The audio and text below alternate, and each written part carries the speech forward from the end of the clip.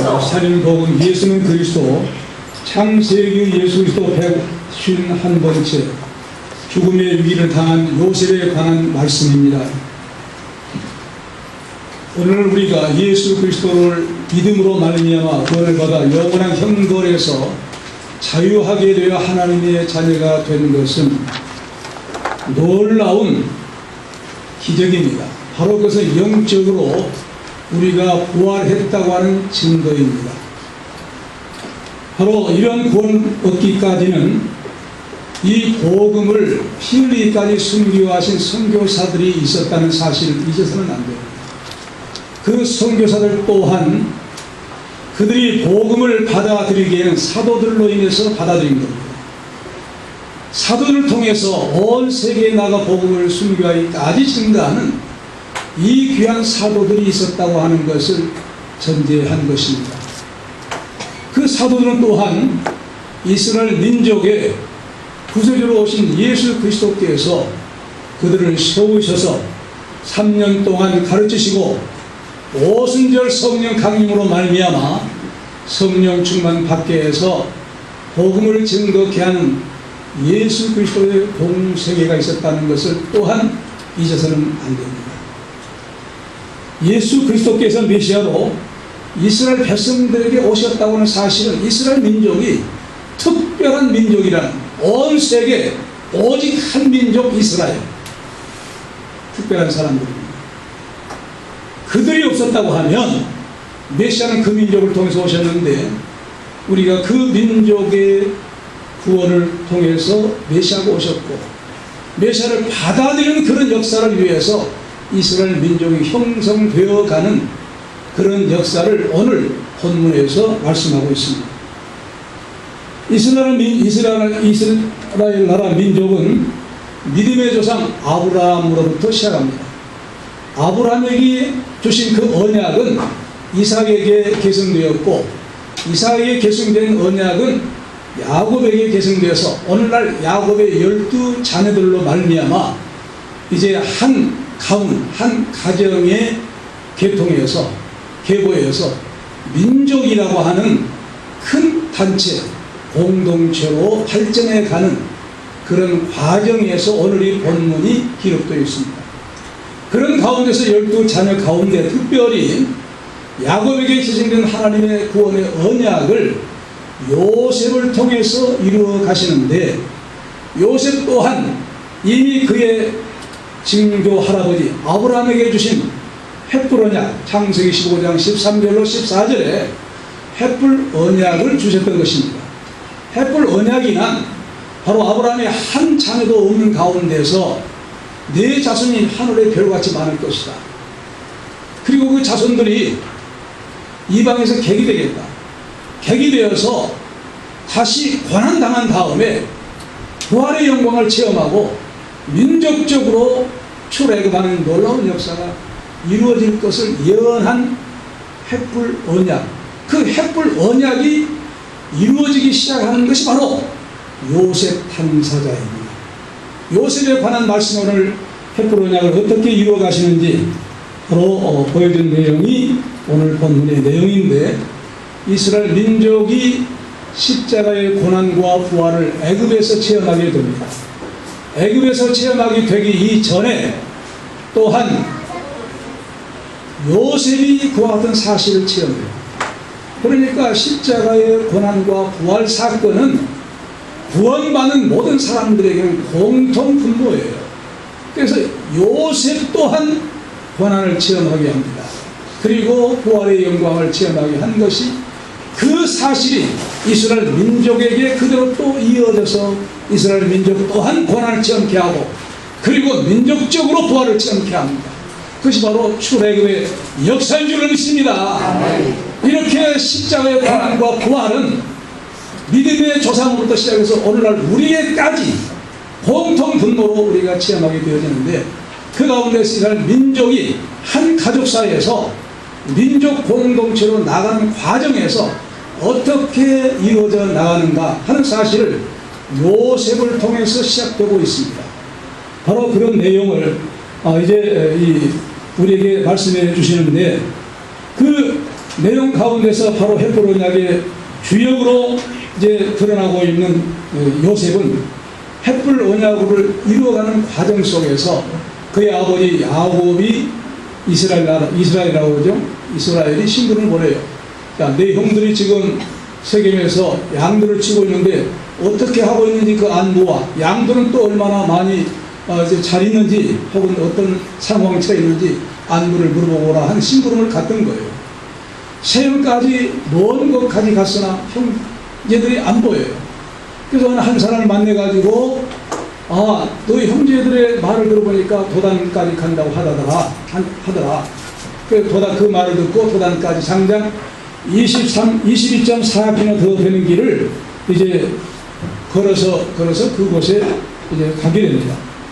요셉이 아버지의 심부름으로 형님들이 있는 그 곳에 점점 다가오고 있어요.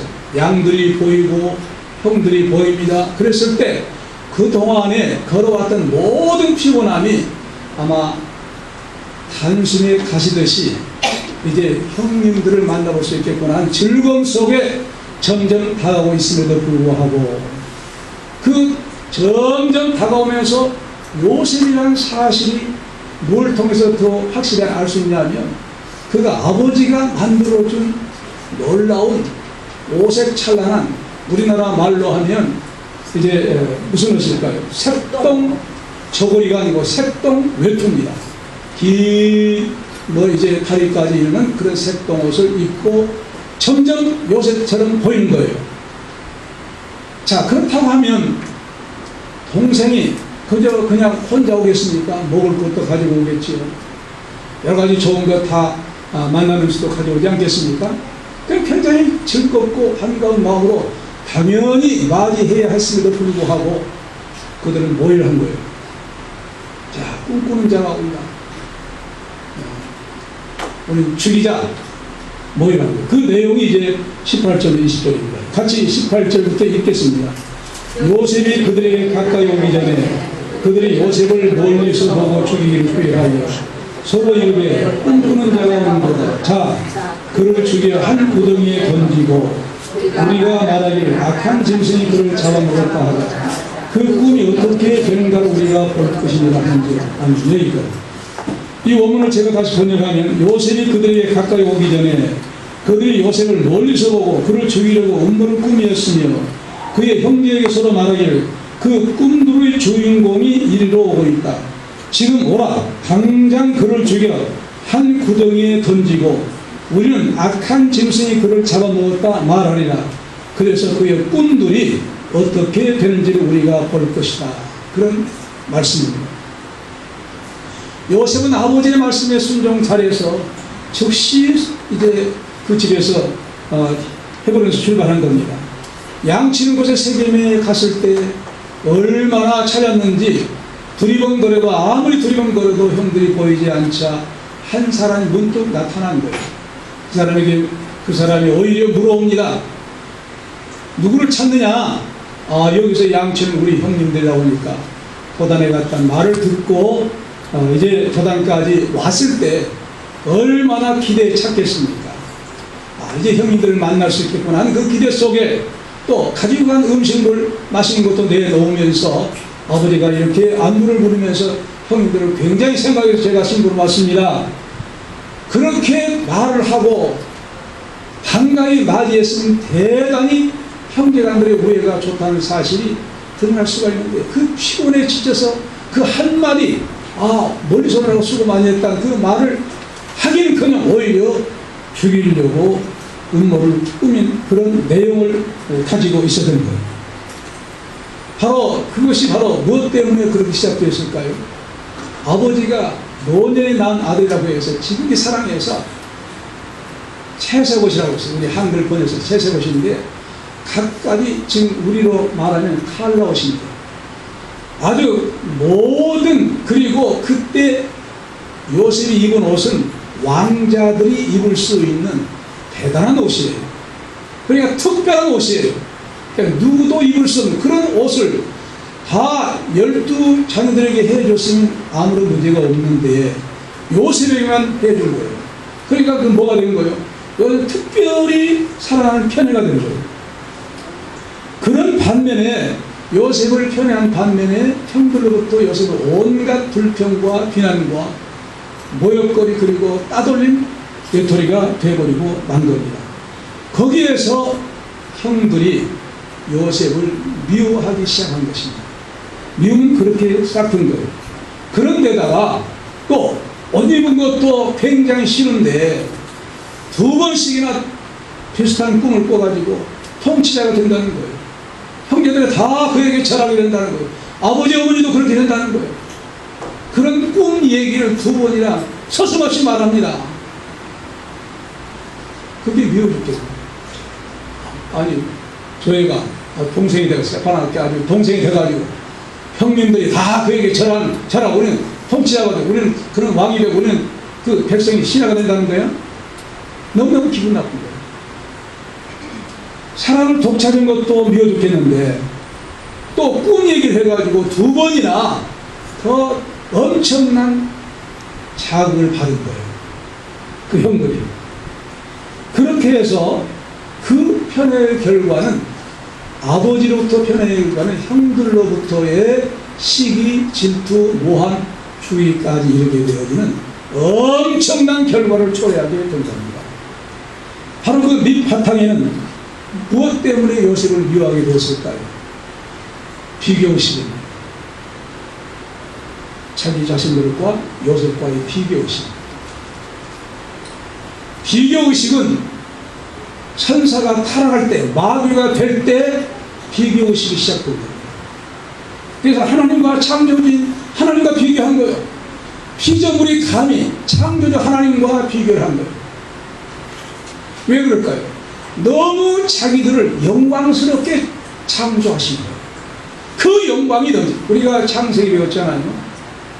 세금자, 금, 불화 이런 자가 어디서 나왔다고 했어요? 하나님의 형상대로 창조한 아담이 타락하기 이전의 모습에서 우리 역단 조상이 그 과정을 한자로 만들어서 그렇게 하나님의 형상으로 빛났다. 자, 사람을 그렇게 하나님의 형상으로 만드셨기 때문에 너무 얼굴 광채가 온몸에 빛나는 거예요. 하물며 천사도 그렇게 창조해서 그다니 자기들의 그 존재가 너무 빛나니까 교만해가지고 하나님과 대결하자는 거예요. 그런 내용이 바로 이사야 14장 12절로 15절에 나옵니다. 너 아침의 아들 계명성이 어찌 그리 하늘에서 떨어졌으며 너 얼굴 높은 자여 어찌 그리 땅에 찍혔는고 내가 내 마음 이르기를 내가 하늘에 올라 하나님의 묵별 위에 나의 보좌를 높이리라.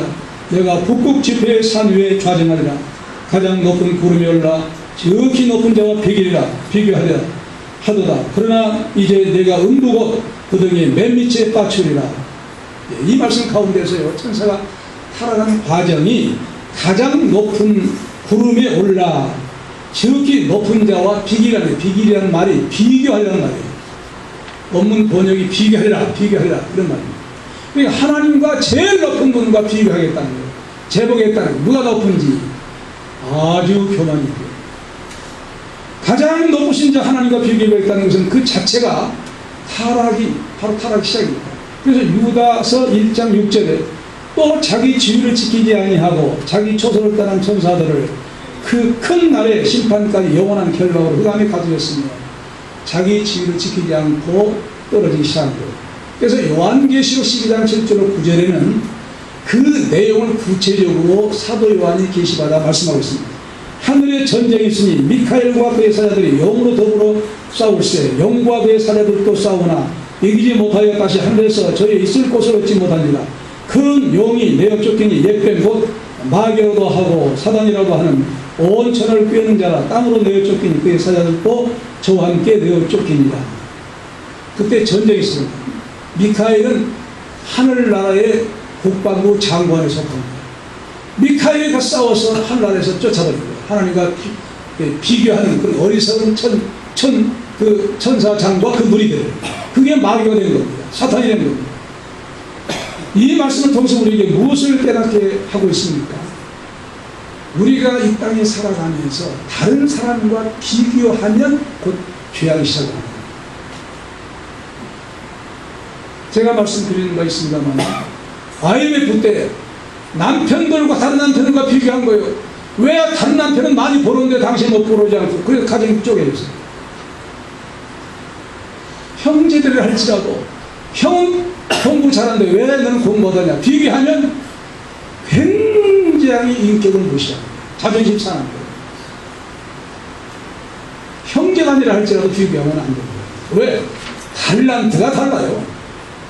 이거 잘하면 저거 잘하고, 저건 못하면 이거 잘하면, 다 하나님께 다른 달란트 주신 거, 그 달란트를 찾아서 잘했다고 칭찬해 줄지언정 비교는 안 됩니다.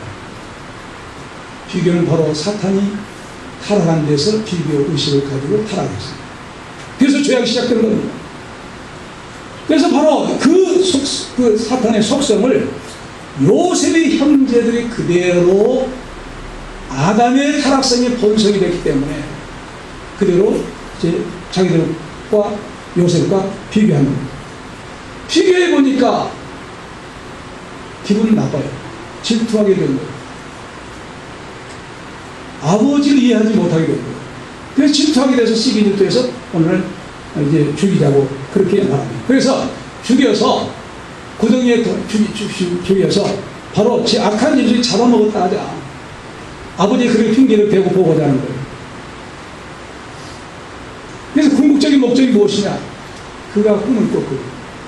그 꿈이 틀렸다, 안 이루어진다, 이루어질 수 없다 하는 사실 입증시키기 위해서 꿈 얘기가 너무 싫은 거예요. 아니 요셉이 왕이 된다는 거예요? 통치가 된다는 거예요? 총리가 된다는 거야? 그럼 우리 그 밑에서 절을 해? 안 되지. 그 꿈 이루어질 수 없어. 그걸 죽이다. 오히려 생명에 속한 사람 갖고 어떨까? 야, 네가 우리 형제들 가운데 너와 같은 훌륭한 사람이 태어나? 장하다. 너는 그렇게 해야지. 정말 우리 가정에 축복해 줬구나 하고 오히려 격려하고, 그렇다면 얼마나 좋겠습니까? 그러나 그렇게 하지 않았어요. 부득이 넣자는 거예요. 그런데 놀랍게도 그 죽음의 위기에서 누가 말을 합니까? 큰 형 누벤이 나타나서 그러지 말자 하고 말합니다. 21절 22절 같이 읽겠습니다. 읽읍시다. 루벤이 듣고 요셉을 그들의 손에서 구원하려고 우리가 그 생명을 상하지 말자. 루벤이 또 그들에게 이르되 피를 흘리지 말라. 그를 광야 그 구덩이에 던지고 손을 그에게 대지 말라 하니 이는 그가 요셉을 그들의 손에서 구원하여 그 아들에게 올리라 함이었더라 하는 여기까지. 이 원문도 제가 다시 번역하면 루벤이 듣고 요셉을 그들의 손에서 구원하려고 말하기를 우리가 그 생명은 죽이지 말자. 루벤이 또 그들에게 말하기를 그를 그 광야 그 구덩이에 던지고 손을 그에게 대지 말라. 그가 요셉을 그들의 손에서 구원하여 그의 아들에게로 되돌아가기 위해서였습니다. 그런 말입니다. 루벤은 큰아들로서 형제들이 이런 음모를 꾸미자 그 요셉을 이런 위기에, 죽음의 위기에서 건져내고자 이렇게 애를 씁니다. 그 생명을 죽이지 말자고 하는 거예요. 다만 광야에 그 구덩이가 있는데 그 구덩이에 던지자 그런 거예요. 요셉이 어떻게 하면 그 구덩이에 던지면 나중에 동생들이 없을 때 살짝 구해가지고 아버지에게 도들려 몰래 보내기 위한 그런 계획을 그렇게 세웠던 것이에요. 이와 같이 바로 그 형이, 큰 형이 이런 생각을 하게 된 것은 참 하나님께서 그를 통해서 놀라운 구원의 역사를 이루게 한 일조를 한 것입니다. 이스라엘 그 자녀들, 이 자녀들이 다 합세해가지고 요셉을 확실히 죽인다고 하면 그들은 하나님의 구원을 이스라엘 민족을 형성케 하는 그들을 하나님께서 12자녀를 세우신 거예요. 12자녀는 구약의 12지파 대표가 됩니다. 그리고 12사도는 신약교회 대표가 됩니다. 그래서 24장로가 나옵니다. 이 엄청난 구원의 규리를 이루는 핵심적인 인물들이 야곱의 그 아들들이에요. 요셉을 확실하게 죽여버린다고 하면 어떻게 이스라엘 민족을 통해서 아브라함이 약속하신 창세기 12장 3절 모든 족속이 너를 인하여 뭘 받으리라? 구원의 복을 받으리라. 할렐루야. 네. 구원을 받겠다는 이 말씀이 어떻게 성취되겠냐. 그들은 하나님의 말씀을 성취하지 못하게 하는 사탄에 속하고 합니다.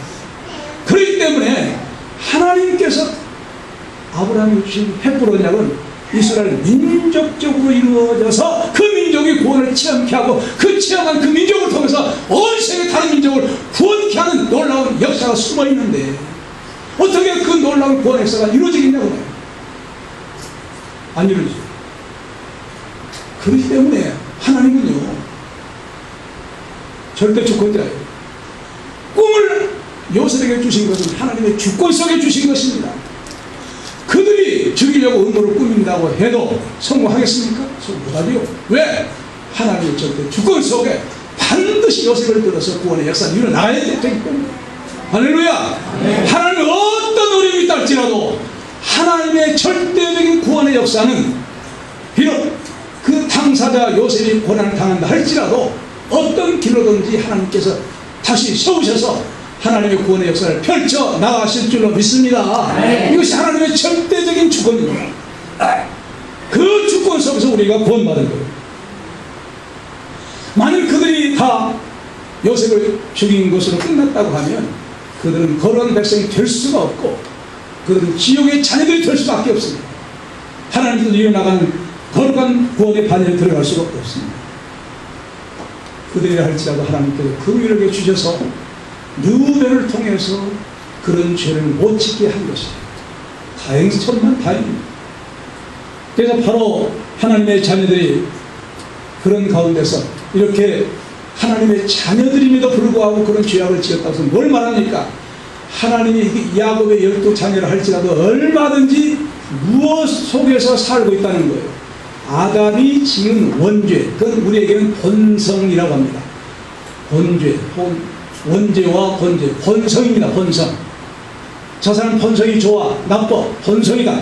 본성은 전부 아담의 원죄성을 가지고 있어요. 선은 악을 가지고 있어요.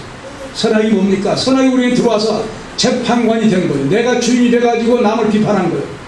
바로 그런 죄를 범하게 된 거예요. 요셉을 그렇게 해서 만일 죽이는 살인자들이 되었다고 하면 그들은 정말로 하나님의 구원의 인도하는 역사를 펼쳐나갈 수 있는 구원의 반열에서 쫓김을 받게 되고 오히려 다른 사람을 통해서 하나님 구원에서 일어나가는데 다행히도 르우벤을 통해서 수도하게 합니다. 르우벤은 바로 장자이기 때문에 책임의식이 있는 거예요. 큰아들이고 당시에 고대 사회에서 큰아들은 가부장적 제도하에서는 아버지의 권한 못지않게 최소한 모든 동생들을 대변할 수 있고 지도할 수 있는 그런 권한이 주어졌어요. 그렇기 때문에 그 형의 말을 들은 거예요. 그래서 장자 르우벤은 하나님의 구속사의 섭리에 일조를 한 겁니다. 그런 가운데 요셉을 죽여다가 르우벤을 제하로 해서 구덩이에 던져버립니다. 23절 24절을 같이 읽겠습니다. 읽읍시다. 요셉이 형들에게 이르되 그 형들이 요셉의 그 입은 채색 옷을 벗기고 그를 잡아 구덩이에 던지니 그 구덩이는 빈 것이라 그 속에 물이 없었더라. 이 원문도 다시 번역하면 요셉이 그의 형들에게 왔을 때 이루어진 것인데 그들은 요셉의 외투 그 입은 색동옷을 벗기고 그들이 그를 잡아 그를 그 구덩이에 던지니 그 구덩이는 빈 것이며 그 속에 물이 없었습니다. 이런 말씀입니다. 생각해 보세요. 요셉은 정말 기쁜 마음으로 아버지의 신분으로 이제 맛있는 거 가지고 달려왔을 때 대단히 기쁜 마음으로 달려왔는데 오자마자 잡아가지고 그가 아버지가 입혀주던 그 찬란한 옷, 아낀 옷입니다. 어디 갈 때만 입을 수 있는 아끼고 아낀 그 옷, 왕자들만이 입힌 그 옷, 자랑스러운 그 옷, 그것을 다 벗겨버린 거예요. 무슨 옷까지 벗겼을까요? 속옷까지 다 벗겨버린 거예요. 완전히 홀랑 벗겨서 구덩이에 던져버려요. 그리고 짐승을 잡아가지고 그곳에다 피를 묻혀가지고 죽였다. 그렇게 합니다. 간신히 누우매니 죽이지 말자. 그런 가운데 안 죽였던 것 뿐이에요. 그리고 던진 거예요. 이런 처참한 일이 발생합니다. 당시에 우물이라고 하는 것은요, 이제 그 팔레스타인의 빗물을 저장하기 위해서 판 것인데 입구는 좁고 속은 아주 넓다고 합니다. 근데 다행히도 그 요셉이 던져진 이제 우물은 물이 없었던 거예요. 그러지만 혼자는 나올 수가 없어요. 들어가면 누가 꺼내줘야만 나올 수 있는 그런 우물이에요. 깊은 우물이에요. 그러니까 물이 없었으니까 즉각적인 죽음은 면할 수 있는 거예요. 자, 그런 구덩이 속에서 계속해서 있다고 하면 어떻게 될까요? 배가 고프지요. 또 굶어서 죽을 수밖에 없는 거예요. 이렇게 바로 인간들에게 모든 원죄성이 그 본성이 되어서 시기, 질투, 그래서 살인죄로 이어갈 수밖에 없는 위험 속에서 이제 중단이 된 것입니다. 그 죄의 본성은 요셉의 형들에게만 있는 것이 아니라 오늘날 우리들에게도 똑같이 지금도 가지고 있는 줄 믿으시기 바랍니다. 다만 우리가 믿음으로 말미암아 죽이고 사는 거예요. 그 죽이고 사는 겁니다. 사도 바울은 뭐라고 했어요? 날마다 어쩐다? 죽이노라. 뭘 죽인다는 거예요? 그걸 죽인다는 거예요. 그건 바로 성경에서 노아서 때는 뭐라니? 겉사람, 속사람, 혹은 뭐라고 합니까? 옛사람, 새사람. 그 바로 우리도 가지고 있는 옛사람. 언제까지 가지고 있을까요? 죽을 때까지. 죽어서 끝나요. 그러니까 죄악에 관해서는 언제까지 조심해야 돼요? 죽을 때까지. 죽을 때까지 죄와 타협해서 만들고 죄를 멀리해야 하고 죄를 지었다면 속히 회개해야 될 줄로 믿습니다. 우리가 요셉의 형들처럼 시기, 질투, 모함의 죄를 지었다고 하면 회개해야만 천국 갑니다. 왜? 하늘나라에는 모든 죄 하나라도 그대로 가지고 있다고 하면 갈 수가 없는 것이 하나. 왜? 죄가 없는 세계예요. 죄를 용납할 수 없는 세계예요. 그러니까 이 땅에서 우리가 죄를 짓고 사는데 그럼 어떻게 갈 것이냐? 신앙생활은 무엇이냐? 이 죄를 없이 하기 위한 회개가 당연히 분연히 날마다 시간마다 때때로 죄를 지을 때마다 즉시 하나님의 말씀을 묵상하고 생각해서 하나님 앞에 회개하고 통해 자복해서 깨끗이 죄상을 받아야 될 줄로 믿습니다. 죄상, 그래서 죄가 없이 회개할 죄가 없는 상태에서 하나님 우리를 하늘나라에 들어가게 되어야 되는데, 내 믿는 사람들은 돌에 발부분에 책에 딱 발뿌리만 채워도 뭐라고 합니까? 아이고 주여, 내가 뭘 잘못했는지 반성하고 회개하고. 이게 믿는 사람이에요. 만일 우리가 이런 죄를 지었다고 하면 빨리 회개해야 돼요. 성령의 다스림을 받지 않고는 이런 우리가 회개도 내 마음대로 됩니까? 안 됩니다. 회개하고 싶은데 안 되는 거예요. 왜 그럴까요? 성령의 역사로만 회개가 돼요. 그래서 세상 사람들은 그런 사실을 뭐라고 합니까? 뉘우치죠. 그냥 뉘우친다고 말해요. 잘못했다고 말합니다. 그러나 안 믿는 사람이 뉘우치고 잘못하는 것과 믿는 사람의 회개하는 것과 무엇이 달라요? 근본적으로 그들은 자기가 재판관이 돼가지고 회개했다가 다시 씻고 가지고, 우리는 하나님 앞에 죄의 씻음 받는 것이거든요. 근본적으로 다르죠. 하나님께서 하나님 앞에 고백할 때 죄 씻음 받는 이 사실.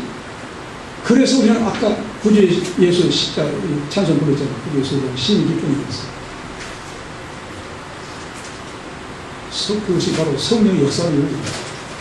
성령께서 내 마음속에 회개하지 않고는 견딜 수 없는 마음을 주셔서 회개함으로 말미암아 우리에게 어떤 마음을 주십니까? 기쁨을 주세요. 영생하는 확신을, 기쁨을 주시고 평강을 주십니다. 그 평강과 은혜를 누리기 때문에 기쁨 기뻐서 회개하게 되는 겁니다. 회개하는 것이 아니라 회개하게 되는 것이에요. 믿습니까? 회개하는 것은 내가 하는 것이고, 회개하게 되는 것은 성령께서 역사하심으로 말미암아 그 성령의 역사로 말미암아 밀려오는 기쁨. 그러기 때문에 눈물로 회개하면서, 눈물을 흘리면서, 또한 성령의 용서와 예수 그리스도의 보혈의 용서와 기쁨으로 기쁨이 또한 차고 넘친 것이 회개할 때 일어나는 현상입니다. 이런 것들 때문에 바로 이제 형제들이 그 시기질 때 혼성에 의해서 저어졌던 것이에요. 그대로 만약에 이루어졌다면 횃불 언약은 이루어질 수가 없어요. 하지만 그러나 횃불 언약이 안 이루어지겠습니까? 하나님 말씀 했던 한 말씀도 1.1일이라도 변함이 없이 이루어지는 말씀입니다. 그 말씀이 안 이루어질 수가 없죠. 그래서 누변을 통한 것이에요. 바로 횃불 언약은 이스라엘 민족의 장례사를 이어난 것입니다. 만일 요셉을 죽이겠다는 꿈은 이루어질 수가 없지만 하나님께서는 자신이 바로 횃불 언약을 주신 당사자이기 때문에 그 횃불 언약이 이루어지지 않는다고 하면 무엇이 상실되고 맙니까? 하나님의 권위가 상실돼요. 하나님의 말씀하신 권위, 말씀 한마디로 창조하시고 말씀으로 이제 우리에게 구원하시고 한 말씀의 권위, 하나님의 권위가 상실되기 때문에 하나님 말씀하신 하나님이 자기 권위를 상실시킬 수가 없는 거예요. 그래서 누빈을 통해서 역사하신 하나님이신 줄로 믿습니다. 그러므로 구원을 체험한 민족을 통해서 구세주가 오시고 아브라함이 언약하신 그 땅의 모든 민족이 구원을 받게 하시려고 주신 구속사가 바로 횃불 언약인데요. 그 구속사를 성취한 시작 단계로 누구를 통해서 꿈을 주셨느냐? 요셉. 요셉의 꿈이 이루어지는 시작 단계로 그 형제들이 요셉을 죽이려고 한 것입니다. 그런데 요셉의 형들은 시기 질투라는 함정에 빠졌고 갇히고 비교의식이라는 열등감에 갇혀서 요셉을 죽이려고 한 겁니다. 아주 대단히 중요해요. 우리가 기억해야 돼요. 요셉의 형들은 어디에 갇혔다고 했어요? 시기 질투에 갇히고 비교의식에, 비교의식이라는 무엇에 갇힌 거예요? 열등감입니다. 열등감, 비교의식은 열등감이에요. 열등감이 가시고 우리가 비교의식을 갖게 하는 자녀들에게 열등감을 심어주는 이런 비교의식에서는 안 되는 거죠. 너는 너고 형은 형이고 동생은 동생이고 하나님이 너에게 주신 달란트가 있고 하나님이 동생에게 주신 달란트가 형에게 주신 달란트 다 달라.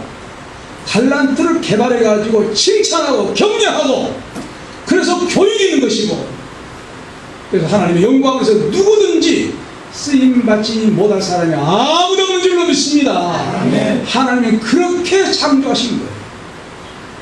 그러므로 우리는 달란트 주신 대로 감사하면서 살아야 되는데 비교의식 속에 들어가니까 이런 요셉을 동생을 죽이려고 하는 그런 계약을 범하게 되었습니다.